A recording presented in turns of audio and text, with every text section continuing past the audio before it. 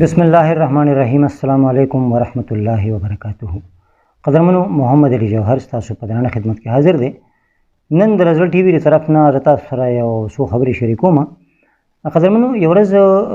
زناستم په خپل ځای کې په خبر کې نه یو ملګری زموږ قاری عبدالربیع غراغه او هغه سره یو بل ملګری نو ماته وی دا مفتی صاحب دی. خیر هغه موږ کینه سو غب شپ هم لګاو نو مفتی صاحب تمام مېره مفتی صاحب یو خبره کوم دا خو قاری عبدالربیع خو زموږ خمل غره دی خو تاسو ته لوي چې دا تاسو خو یقینا چې علم بزیاتی په هم زیاتی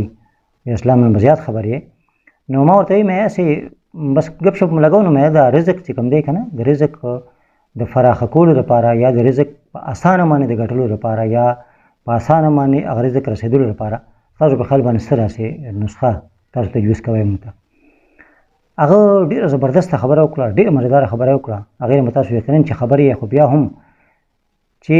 کوم ملګری ته نه خبر نه غیبت یقینا چې خبر شي هغه ماته یو اسانه نسخه ته خیمه چې کله سحر منځو کې د مون نه پس بیا تر اشراق پورې چې کوم ټایم دی دغه کې ودنه شي او هغه دستا کړي لکه منظر لپاره هغه دس کې بیا د اشراق منځو کې دا غیر پس کچري ته تزي ناشته کې ناشته وغیرہ وکي چې تزي یا رواني کې یا مثال ډیوټي لزي په خپل ځای باندې خبره ده خو کچري تا مثال موقوي تر ډیوټي لیټ ټایم وي یا سمسري وي پکې نو ته باقاعده آرام بیا کول شي او تر اشراق پورې آرام بالکل مکو ما مرضی لکه حکمت پکې سره اگر ته په جواب کې دا وي چې الله تعالی رزق انسان د لپاره مقرر کړی دی او یقینا چې دی چې دله به دومره رزق او دومره ټایم د لپاره دا ملاويږي دا د سونه مت ملاويږي خو د کې خبر ده چې هر سحر د سحر مانځنه تر نور را خطلو پورې چې رقم ټایم دی په دې کې د رزق په دې کې تقسیمېږي نو چې دې کې تقسیمېږي نو چې کله سړی سحر منځو کې لکه خبر پور موږ بده کړي د کې دې تهجد هم کړي او چې کله دې سحر د مانځنه پس اوده شو نو هغه رزق به ته نه ملاويږي څنګه باندې ملاويږي خو ته خامخا خو چې کله دې اوده شي هغه چې کوم ټایم کې رزق ورکولي خو پاک تقسیمور کې چې وای راشه وای روانه رزق والے دا په حساب کتاب برابر کې ما سره نو دته به د رزق ملاويږي دا نه چې خود په قسمت کې خلی کړي دی هغه چې د زینا خود ته ډیر په ګرانه باندې ملاويږي ډیر په سخت باندې دغه سړی به چې کم سړی سحر د منظر پس دی ودی کیږي نو دی بیا په منډه تړلې بډېری وي او سختی وي او مزدوري دا ډیر ګران کار دی او دا هر قسمه ډیوټي چې به ته سخت لګي لکه رزق په خپل باندې راځي او کچري دغه سړی ویخ پاتې شو نو دته په اسانه باندې ورکین بیا غي باندې ما سوچ کړو ځان سره مې دې هډیر آسان مثال دی آسان مثال تاسو ته ځان وایم هغه دا دی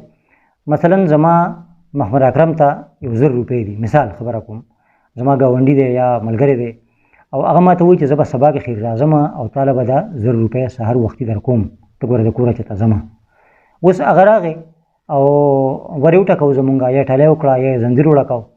او د کور نه ورته جواب ملاو شو چې هغه خوده دی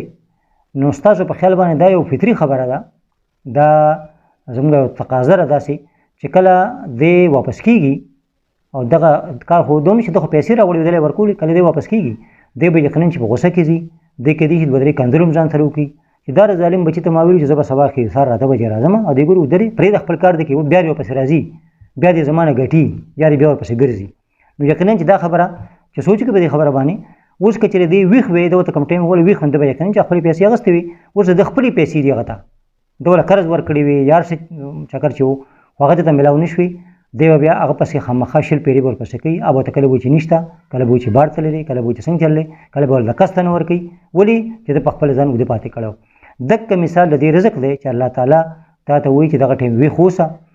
چې دا رزق درکم نه فرښتو ته وایي چې ورشه تاسو دا رزق تقسیم کړئ چې ټایم دی چې فرښتي راشي وګوري چې دا کم کسان ویخي هغه ته رزق په اسانه منور کې مزدار کار روان شي او چې دا کم پکې ودی هغه الله تعالی ته وایي پلان کې خودو الله تعالی ته وایي چې سوچو کې الله تعالی ته وایي ودو پرې دا ود خلې بس دا پیاري منډي وایي نو چې کله دې را پاسي بیا د خپل ډیوټي لزي یا سلزي نو هغه اوس په دبانې ډیره خطرناک وځي په دبانې ډیره سخت وځي او د ډیره مشکلاتو کې راګيري رزق نه دی تختی نه چتا نه رزق تختی هغه به ته چې څومره مقرره دی به ته ملاويږي خو کدی ود پاتې شو نو په سخت به ته ملاويږي او کدی ویخ پاتې شو نو په نرمه به ته ملاويږي په اسانه به ته ملاويږي دا خبر مې تاسو سره شریکوله یقینا چې دا یو څو خبرې به تاسو لپاره هم قیمتي وي تاسو